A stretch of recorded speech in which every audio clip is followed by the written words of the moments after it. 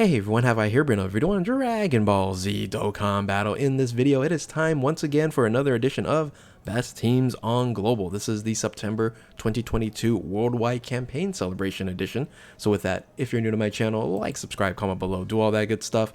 Let's go ahead and dive right in. So yes, this celebration was pretty wild. There's 4 new units and 4 new teams that were created, and I would say really disrupted the top 10 list tremendously. And this actually might be the last time I do this type of format, because there's a lot of things that really have changed within the game that I have to reconsider when I'm doing the best teams, but I'm still using the old format at this point in time. So before I dive into that, quick disclaimer here: the term best teams is my opinion. It's purely subjective. There's no official tier list or best teams ranking from Akatsuki or Bandai, and then any references, resources will be linked in the description below. And how I rank my teams, again, a little bit of change here probably in the next month's edition, but look at leader skill, damage output, survivability, passive SA specials, links, categories. Leader flexibility, bench flexibility, still very important. Game mode effectiveness, in my mind, has changed a bit to, instead of just overall game mode effectiveness over a multitude of different things, I'm really focusing a lot more on end game mode effectiveness. Not even in a sense with Super Battle Road, Extreme Super Battle Road, because with the current team setups now, even Super Battle Road, Extreme Super Battle Road seems fairly easy. And when you start looking at game mode effectiveness, and then of course I look at overall gameplay, but when you look at game mode effectiveness, you're really looking at 2 different stages, right? Ultimate Red Zone and then the Cell Max stage. Really, ultimately, those 2 are the toughest stages in the game. And then, of course, you have this anniversary, new stages there. I don't really consider that too much. I'll probably put those kind of down below with the collection of epic battles and then like the God of Destruction event, things of that nature. But when you look at Extreme Super Battle and Super Battle Road, I had to consider that a lot for a long period of time. But again, 200% leaders, Super Battle Road, Extreme Super Battle Road doesn't seem that hard anymore. So I will still consider it, but it won't be maybe as high of a point total or score in my mindset when it comes to looking at game mode effectiveness. But as again mentioning, I am still using the same format, and you'll see the numbers down below in the teams. 8-3-5-5 would basically means 8 Super Battle Roads able to complete with the leader skill or the leader of that team there. Extreme Super Battle Roads, Fighting Legend event missions, and then Infinite Dragon Ball history missions. And of course, I'm adding Red Zone and Cell Max, but not necessarily anything that you can see when it comes to number wise and stuff like that. Again, that might change next time. So as of right now, let's talk about 200%, right? Because that's kind of where everything is at the current meta, and I have to consider that when I'm ranking these teams and looking at 170 and even 180%. Yes, there's going to be certain teams that have a really good bench and flexibility, stuff like that. But do I actually move them past a 200% leader skill? I don't know about that, because these 200% leader skills also have combinations, 170 and 180% sub leaders, that does give some added flexibility with those 200% teams. So as of right now, you'll see in the list that's coming up here, the top 10 will be all 200% leads. And then you look at 170, 180s, and then everything else, 150 and below, really, I can't really consider any of them a top 10 team. The top is getting really narrow and really tight, and there is just a little bit of separation on each, and it makes sense for me to have to look at 200% and above is the top 10 teams. So when you look at this, there was one team last month that did climb the ladder quite a bit, and that's Pure Saiyans. And I think I maybe overstretched a bit. So I am going to remove him as the main leader and then keep Raditz as the top leader. I still am going to consider the Vegeta as one of the top leaders and still can build a team, but from last month's in the 7-year anniversary edition, I did kind of maybe overstretch that a little bit. I'm going to bring that team a little closer, a little bit more grounded, but it does make sense when you start looking at all the teams at 200%.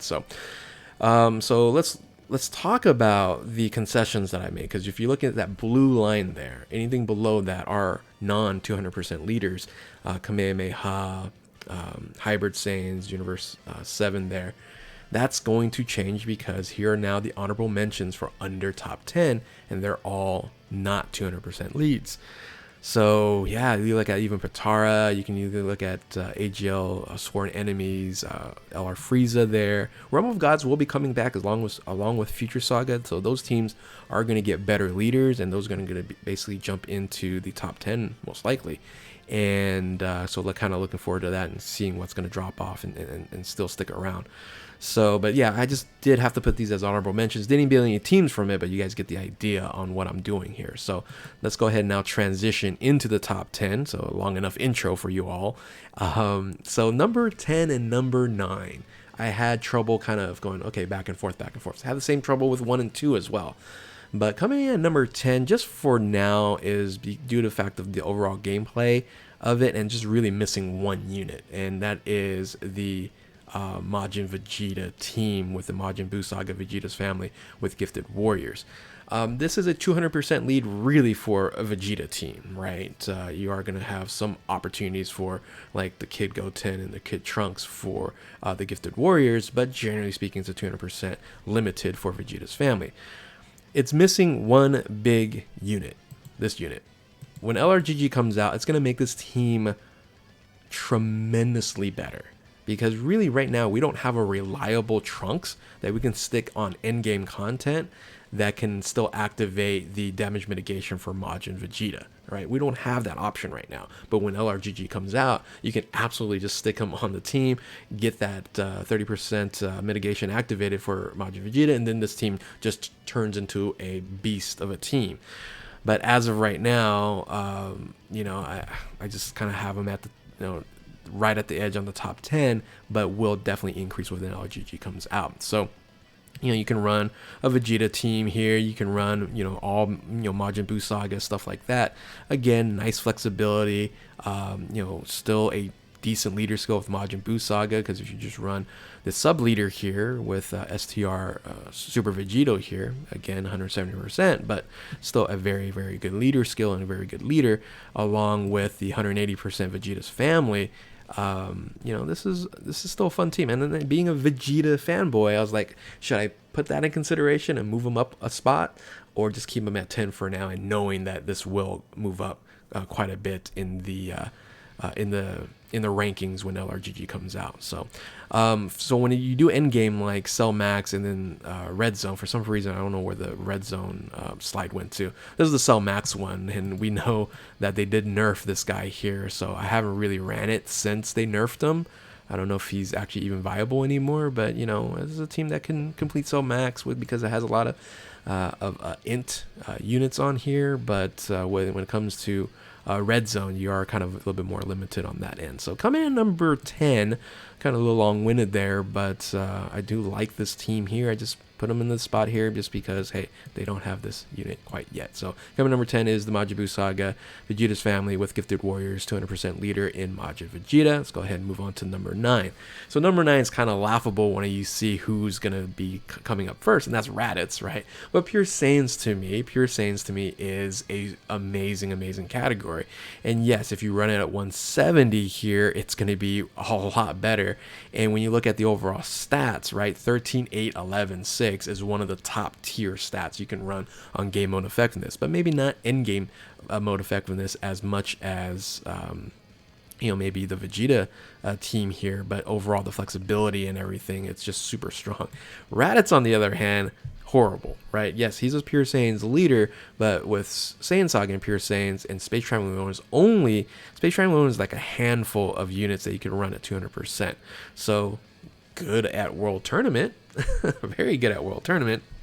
One of the best teams you can run a World Tournament, but who cares about World Tournament now? Now, this team did get an upgrade, right? You do get the 2 new super class units in the LR Carnival Goku and then the Super Saiyan Goku and Vegeta. So I do have to consider that when I look in the rankings here, whereas the Majin Vegeta did not get really any upgrades here.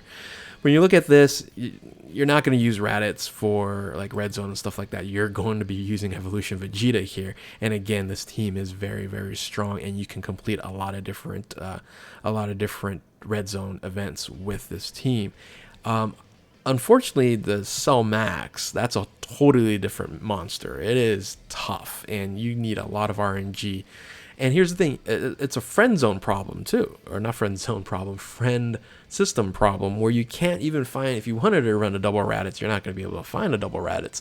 And then even right now, it's very difficult to find a Pure Saiyan's leader in the Evolution Vegeta. So it's hard for even me to test this and do this. I just have to look at this as try to be, objective, but being subjective when I play it is a little bit more beneficial. But in a sense, I have this still at number 9 here, due to the fact of this team is amazing. It has all the new units. You run all the top new LRs there, even though they're at 170%. You look at that main rotation there, it's one of the best out there. So coming in at number 9 is Pure Saiyans, and yes, Raditz is a part of that. So again, number 9 and number 10 was kind of a flip-flop for me. So all right, come in number 8 now. Remember, we have all these new units that are really upper echelon teams that are dropping some of these other teams that had in the previous edition. So coming in number 8 is the Transformation AGL Cell. And Android Cell Saga Power Absorption with a 30% to androids here. Again, very fun team, very good team here, great support units. And it does have an upgrade for Metal Cooler here that you can run. And is kind of beneficial on certain events as well. You're only going to be running him at 170% though. You do have a good stat line there, 9474 for an extreme team. I would say this is the 3rd best extreme team in the game.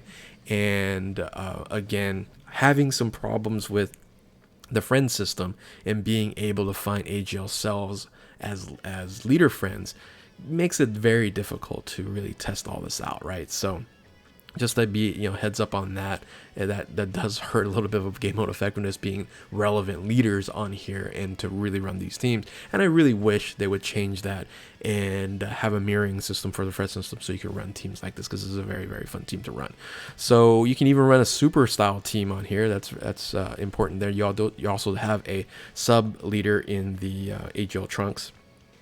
With this, the Entrusted Will Cell Saga 170%. But when you're doing like Red Zone, it feels like this is a really good team to run with Red Zone. And then now with the Metal Cooler, with the revival capability on there, can give you kind of a free life just in case. Now, unfortunately, Cell Max, on the other hand, anytime you have a lot of AGL units on the team that you're running against Cell Max, if you get hit, you're dead, right? So Cell's gonna have to dodge to be lucky enough, and then this team is very hard to do enough damage to actually beat Cell Max. So again, being at the end game content, and this team is a little bit harder, actually a lot harder to complete Cell Max here. You're gonna have to get a lot of RNG, a lot of dodging, and do incredible amount of damage to get lucky enough to actually beat this stage here. So anyway, that's kind of what my thoughts are when it comes to the Transformation Cell. Still at the number 8 spot, still at number 10, no doubt about that. Really fun team, and I wish I could play a lot more, but fix the friend system, Akatsuki Bandai. Speaking of which, another problem is coming number 7. I feel like this team was all over the place. You can find this individual very easily, but now not so much. And that's coming number 7 is the Exchange Goku into Gohan. Super Saiyans and Goku's family, very, very good combination, 170%. And then, unfortunately, the Android Cell Saga does limit it a lot at the 30% for the 200% leader skill. It did get a slight upgrade in the Carnival Goku there, being run at 170% since it's not an Android Cell Saga, but you did get an upgrade on there, and you also got the Super Saiyan Goku and Vegeta AGL Joint Forces unit there as well. So got, I shouldn't say slight upgrade, but a good enough upgrade to stay on the top 10, or doesn't really fall that much lower. This was like a number 2 team not too long ago, but again, you do have a lot of other teams that are, I think, still superior to this team. Great score, 9457. You can run this team here. You can run more of the Android Cell Saga at all 200%. As you can see, the 200% units that you're using aren't really as powerful as even the 170% Carnival Goku and the Super Saiyan Goku and Vegeta, right? So but here's the cool thing about this team. You can run a lot of support. Because it's Goku's family, Gohans are generally a lot of support type units on there, it's very, very high in support there.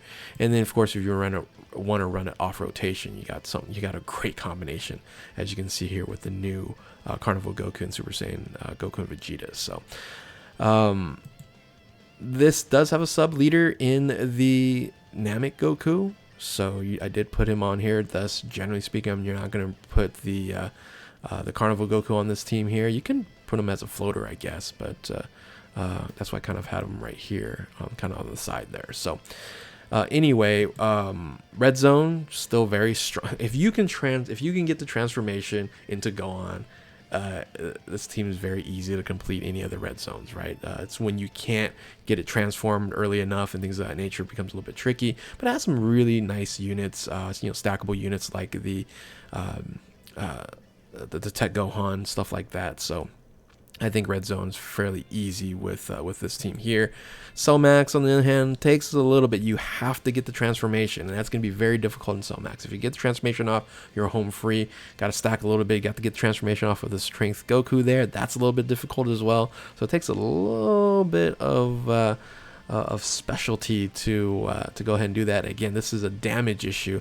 Can you do enough damage to Cell Max to defeat him before he just wipes you out with normal attacks, right?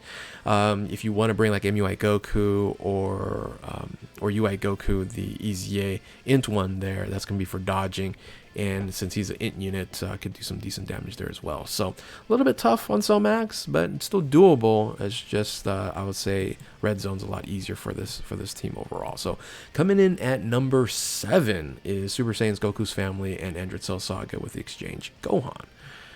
All right, so coming in at number 6. All right, where do I put this team here? It was very difficult this was another difficult, was should I put this at 6 or 5? But I think I'm having it right before the top 5 here, and that's actually the powerful comeback with Carnival Goku. Carnival Goku is amazing, right? So anytime you have one of the best units in the game and you're able to run 2 of them, very good. However, the flexibility of this team is awful.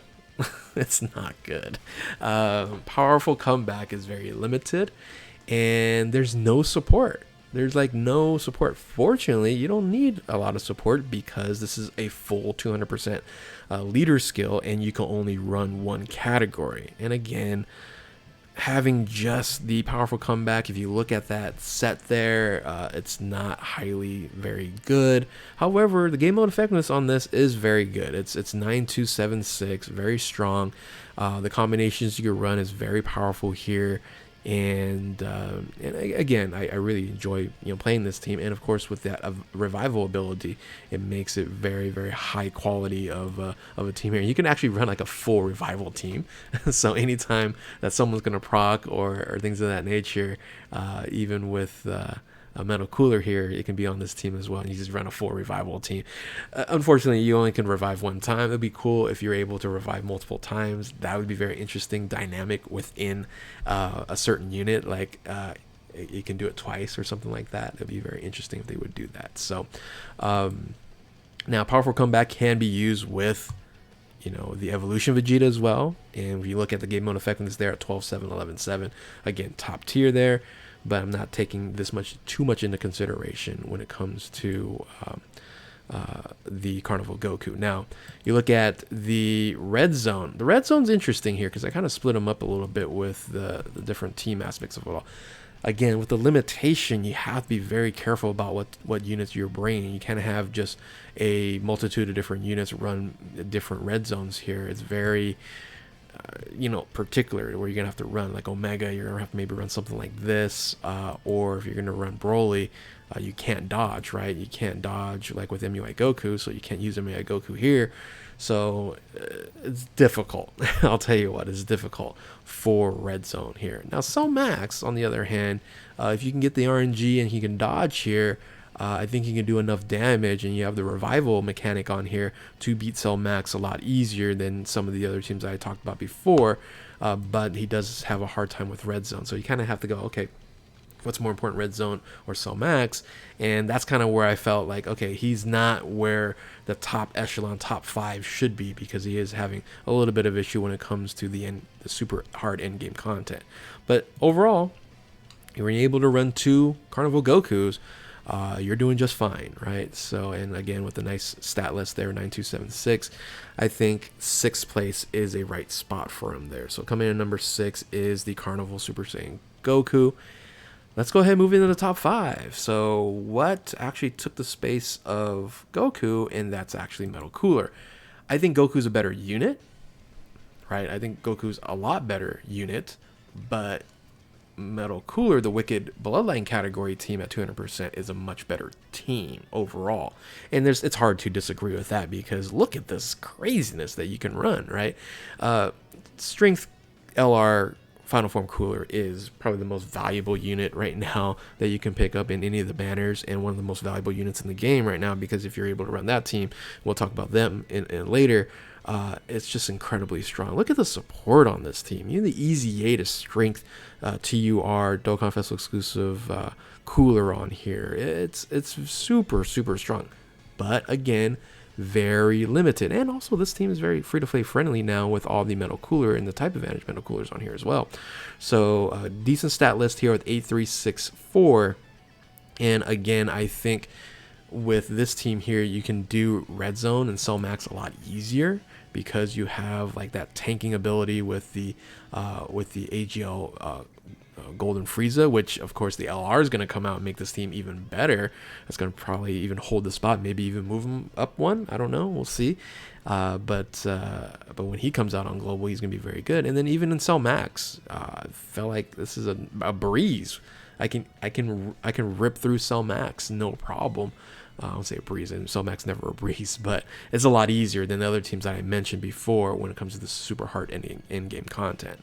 So again, that's really why I have Metal Cooler in the top 5 spot, even though the flexibility might not be there, because the team, of course, is all Friezas and and Coolers. But right now, Friezas, Coolers, Metal Coolers, they're super strong in this current stage of the game. So coming at number 5, Metal Cooler in the Wicked Bloodline, 200% leader skill there. Let's move on to the number 4 spot. So number 4 spot is kind of the opposite of Metal Cooler. Metal Cooler is very stringent when it comes to flexibility, and the combos are good, but the flexibility and the leader skill is very tight. And then super endgame content, very easy.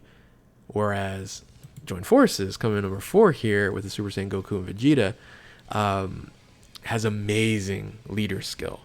Great combinations, great bench and flexibility. Look at the different things you can run.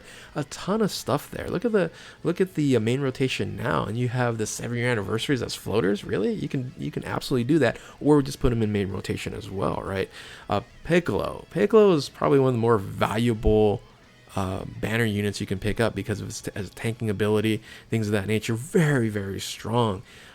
Stat line isn't as strong as a super class team really should be. 8254 is actually fairly low when it comes to the overall game mode effectiveness, but I think with the leader skill, the combos, and the flexibility, it's very high, because Join Forces, very good here. Then you have Pure Saiyans as 200% on there. That makes it a lot easier to beef this up at 200%. And then of course Movie Heroes adds to that as well, as you can see right here. So super fun team to run.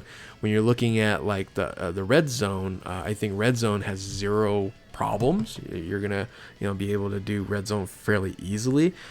The biggest issue really, I think, is with Cell Max, right? Again, you have these units here as AGL units. AGL is not good in Cell Max, and you're just going to have these opportunities where you're going to be not getting hit or not getting supered, or just surviving enough. You can use the revival, of course. You can use Pycon here to just say, okay, you can't hit in this round right now, and let me try to beat you here. Now that's probably why you may be wanting to have, instead of the Carnival Goku, you might have Super Saiyan 4s on here to start trying to do a lot of damage to Cell Max before he can hit you. But definitely very RNG Cell Max that you're able to run here. And Cell Max is RNG always anyway, but you have a little bit more difficulty than the Metal Cooler, where Metal Cooler Cell here, you can kind of chill and have no problem. Again, you get super, you're dead. But with like the ability to revive with the Cell Max and stuff like that, you do have that added advantage versus this team here. But again, kind of a little bit of mirroring each other there with a lot of flexibility and amazing combinations, and it's just really, really fun team to run. But in the end game, a little bit tougher than the Metal Cooler, where it's very tight and restrictive when it comes to the team that you can build, but the end game a lot easier. So again, kind of it's hard to choose between the two, but I have them 5 and 4, but very close to each other. So coming in number 4 here, LR Super Saiyan, Goku and Vegeta, Join Forces Movie Heroes, and then Pure Saiyans. Coming number 3, so here's a funny thing. I was actually going to have this team either at the number 5 spot or the number 3 spot, right? This was the decision I had to make, and I just kept him at number 3 because I felt like, okay, a little too early to maybe drop him all the way to number 5, and that's the LR Super Saiyan 4s. LR Super Saiyan 4 Gogeta here is one of the best units in the game, and again, running 2 of them, the synergy is really good with Fuse Fighters and GT Heroes. Good stat line in 8, 4, 10, 10. Legendary Goku and Vegeta events. You do a lot of missions with this team and the Infinite Dragon Ball history. Again, slightly less important maybe in the next edition that I'm going to be doing. But since I'm using the same edition right now, that's why I'm kind of really where I'm going to keep in the number 3 spot. Red Zone. I do a lot of red zones pretty easily. I don't say easily. Again, red zone's not easy, but easier than some of these other teams on there. Have a lot of great options, and as long as you can counter, you're going to be just fine. So Broly is a problem with this team. Just kind of keep that in mind. So Broly is a problem with this team here, but everything else seems fairly easy. Cell Max, again, if you're able to dodge, a little bit of RNG action involved, you should be fine, especially if you're running both Super Saiyan 4 Goku, Super Saiyan 4 Goku and Vegeta, and the LR Gods. You should be able to do enough damage so that a couple items here and there, a couple of dodges here and there, and a couple of nullifications here and there. Yeah, I think you'll be just hopefully fine on this stage here. But of course, a lot of stuff that has to revolve around chance. So for me, coming in number 3. Again, it could have been number 5 or number 3. Kept in the number 3 spot here is LR Super Saiyan 4 Gogeta, and Fuse Fighters GT Heroes with the Kamehameha 200%. So 2 and 1. All right, 2 and 1. So again, we're still using my old system. So coming in number 2, very difficult for me to figure out here. Coming in number 2 for me is Cooler. All right. So hear me out. I would say a lot of people say this is the number 1 team, and I don't disagree with that. This team is phenomenal. However, current game mode effectiveness, 7.374, fairly low, all right? But when it comes to end game mode effectiveness with the Red Zone and Cell Max, top tier, like one of the best. So, again, kind of have to float that around, but yeah, come on. STR Final Form Cooler, LR Final Form Cooler, crazy support, crazy flexibility, amazing combinations, crazy active skills. You can no item run things just because if you get enough RNG where Cooler can super attack like 4 times, you're just nuking you're nuking enemies, and it just makes it a lot easier. Look at the support. Look at the support on this. A full supportive team here, right? How crazy is this team? This is not even a 200% team. This is a 250% team. Right, so it's really fun team, and I would say this is currently right now one of the most valuable units you can have, especially if you have a lot of these units on your team here. It's easily the best extreme team in the game, like by far, bar none. And it's again really fun, and you're going to be using it to complete a lot of things in the game, but not with the general old Super Battle Roads, Extreme Super Battle Roads, stuff like that. Kind of low when it comes to that game mode effectiveness. Let's talk about end game mode. Oh, actually, So the funny thing is, you might go, where's Ginyu Force? Well, Ginyu Force I wrapped around with the cooler. So you might go, well, then this is easily number one, because a lot of people think Ginyu Force is still really top tier, like number one kind of scenario. And they're amazing, right? They're amazing. But since they are Terrifying Conquerors and Cooler is Terrifying Conquerors, I just kind of combined them both, even though this is Space Traveling Warriors as the 200%. But it all kind of hand in hand. Terrifying Conquerors, Space Traveling Warriors, a lot of those units are very similar to each other. So I did use them as a sub, where I would say then a lot of people bump this up at number one, but I just kept them at number two. Again, game mode effectiveness for both Coolers and Ginyu Force, very, very low stats, 7374 and then 6321. So well, let's look at the end game content. This is where this team shines the best. Ultimate Red Zone, no problem. When the AGL Golden Frieza LR is going to come out, just forget about it. And of course, LR Janemba shines bright on this team here. Metal Cooler is great on this team here. If you don't have the LR Metal Cooler, you can run the EZA Metal Cooler. I even just have this on support on Red Zone with the EZA Strength Cooler on here. He's a fantastic unit. And look at the different options you can run, right? It's just very, very good overall. And Cell Max, I would say this team here is the easiest team to complete Cell Max with. I can probably easily say that for Global right now. Even without the AGL Cooler, this team here, you have that option to revive. But Cooler just does so much damage that you're not going to maybe have to deal with another turn of Cell Max, where maybe other teams have to deal with another turn and go, oh my goodness, hopefully it doesn't kill me, right? So huge advantage when it comes to that, when it comes to Cell Max here. But again, Red Zone and Cell Max, just very, very strong end game content that you can run with this team here. So easily could have been at number one. But of course, the last team that's left out of all of these, number one spot, staying at the number one spot because they got buffed up. They got so the Super Saiyan 4 Gogeta, they didn't get any buffs. They could easily drop to number 5, kept them at 3. But LR Gods got both of the Dokkan Festival exclusive Super Saiyan Goku and Vegeta, and then the Carnival Goku. And now you can just run them on main rotation, making this team even better. On top of that, you also have that Piccolo. That Piccolo is so valuable in endgame content. It tanks so much on Red Zone, and it can still be helpful in Cell Max. Is a support fighting an extreme unit. So, but look at the stat line, right? This is the best game mode effectiveness, overall game mode effectiveness team that you can run at 10-6, 12-7, and then end game is still all doable. And I would kind of argue that this will probably be the second best team for super end game content, like Red Zone and Cell Max.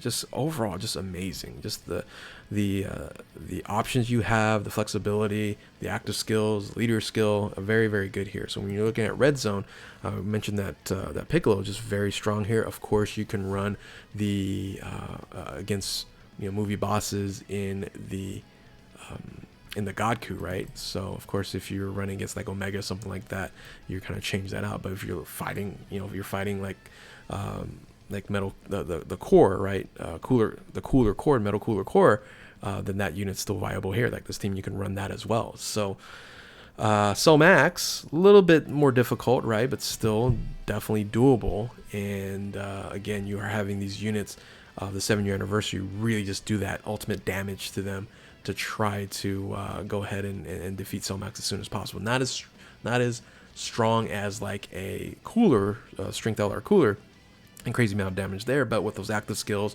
and the transformations and the nullifications, stuff like that, very hard to say, okay, they're not the best team overall, because they can just do everything and complete everything at a very, very high level. So yeah, there you have it.